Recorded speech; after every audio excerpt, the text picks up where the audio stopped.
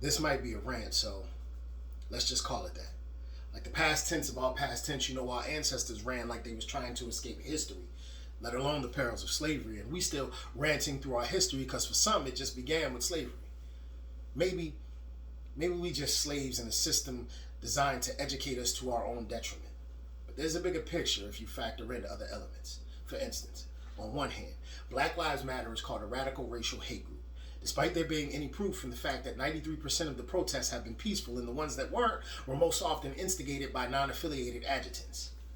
On the other hand, a MAGA mob of Trump-supporting, dilapidated, disillusioned degenerates conspired, organized, and devised a plan to ransack the capital of these here United States under the guise of a stolen election, despite there being any proof to this very date. And we was like, wait, what if that mob would have been primarily black?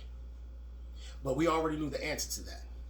Wouldn't have been nothing as safe as mace, no tear gas, no patiently escorting grandma back down the steps, no politely requesting that your rambunctious guests quietly leave the Senate floor. They would have deemed it an act of war before the doors had even been breached. There would have been blood and bodies and bullets and bombs and tanks rolling down Pennsylvania Ave, sniper rifles in high positions with M24s, wedge formation infiltrations, and assault teams with imp beams on M4s. They would have justified it in the court of public opinion on all social media platforms and news stations. They would have had every brown body present back on the plantation by midday on the 7th.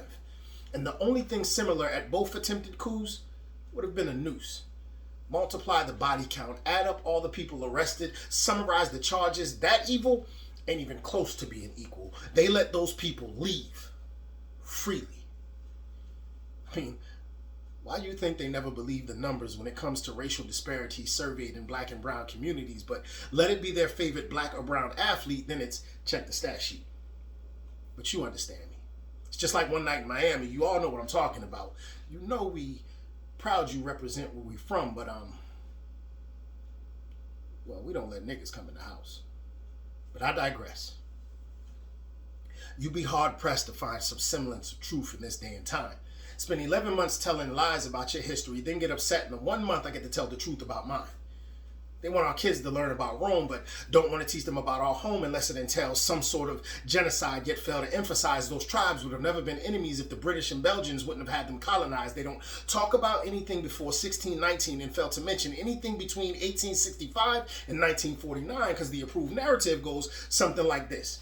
Start with slavery, skip a litany of supernatural achievements, events, and accomplishments in the face of unprecedented oppression and demonic discrimination, jump straight into Jim Crow and civil rights like we didn't even think about fighting for our rights anytime before 1954. Speak of Martin, maybe mention Malcolm, but nothing on Marcus Garvey and the Universal Negro Improvement Association, nothing on Toussaint Louverture and the Haitian Revolution, nothing about the atrocities in the Congo, not even everyday normal things like who invented the traffic light? Garrett Morgan. Architect who designed Washington, D.C., Benjamin Banneker. Daniel Williams was the first man to perform open heart surgery, or Bass Reeves, the first black U.S. deputy marshal. They talk about the Wizard of Menlo Park, but not how he stole the progression of the light bulb from someone who was dark named Lewis Latimer, who invented the carbon filament for longer lasting life, but he wasn't white, so Edison conned him out of his light. They'll make mention of Rosa Parks, but not 15-year-old Claudette Colvin keeping close connection to King's Dream, giving him high praise for his speech in D.C., but never mention how the Federal Bureau of White Supremacy put him to sleep because they only hope we're only as militant as the memories allow us to be, so they don't talk about Huey P. Newton, Fred Hampton, or Bobby Hutton like the Panthers didn't have some sort of freedom dream too.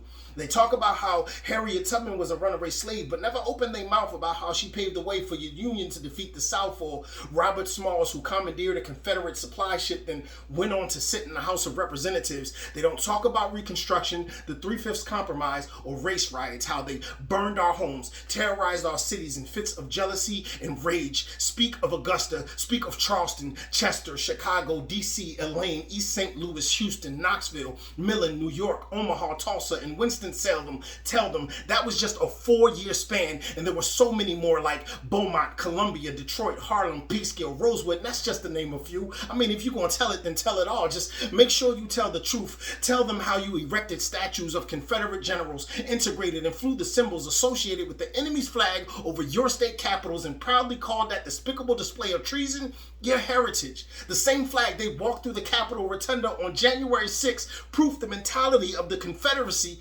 still exists. But I digress. You want to talk about your heritage? Fine. Talk about Columbine. Talk about Sandy Hook. But you put metal detectors in our schools, then leave no money in the budget for books. Let's talk about redlining and how schools are funded by property tax. You want to teach the history of America, right? So let's talk about that. Skip all the alternative facts you feed our kids about how Columbus discovered the land that was already inhabited, how pilgrims landed on Plymouth Rock, but not how Africans cultivated this land centuries before Europeans knew the science behind buoyancy. Tell them how we did sit-ins and y'all got violent. How we marched. Y'all got violent. We took a knee and y'all got violent. We were silent when y'all lost that election and y'all got violent. Nobody was shot dead in the comfort of their own home, jogging through the neighborhood, or had their necks kneeled on while the whole world watched for 8 minutes and 46 seconds. But I get it. You want a history lesson. The U.S. government gave land grants to farmers and foreigners, but when blacks asked, we were told to pull ourselves up by our bootstraps. And it wasn't just during Reconstruction. Look at the New Deal, or black troops returning home from World War II and the GI Bill. You can Google the Wagner Act. Also, Hitler's Nuremberg laws, you know, the centerpiece of Jewish legislation of the Nazi regime, was inspired by Jim Crow, which really never died. They just upgraded the name to James Crow Esquire, creating loopholes and laws to make a specific group of people outliers, constructed a pipeline from public schools to privatized prisons, gave overseers qualified immunity, modified poll taxes like notarized mail-in ballots, then drafted legislation that, due to the cultural demographic of use, requires different mandatory sentences for the abuse of crack and coke, despite the fact that they're actually the same drug. Not to mention, most narcotics were deemed illegal for fear of what other races would do to drug-induced white women. So after Nixon flooded our streets with crack, Reagan followed with war, Clinton gave the 3 strikes law and a catch clause, and the 13th Amendment put us right back on the plantation. And when released taxation without representation awaits, because most states strip convicts of citizenship. So when we say Black Lives Matter, understand our frustration and all that is meant. The trouble is, when you say make America great again, it seems to mean defend white supremacy at all costs. This reckoning with American history, white guilt, and personal fragility ain't our problem to fix, bub. That's on y'all. So when you talk about January 6, 2021, tell how terrorists waved their flags and raided the Capitol in an attempt to cease the certification of a legitimate election at the will of a neo-Nazi, Confederate, fascist, demagogue, wannabe dictator president. Tell them it wasn't just his lies, but centuries of disinformation in an attempt to marginalize, eradicate, and disenfranchise a race of people who only wanted what this country promised to all of its citizens: the acknowledgement that we too hold these truths to be self-evident, that all men are created equal, that they are endowed by certain inalienable rights from their creator, that all these are life, liberty, and the pursuit of happiness. But I digress.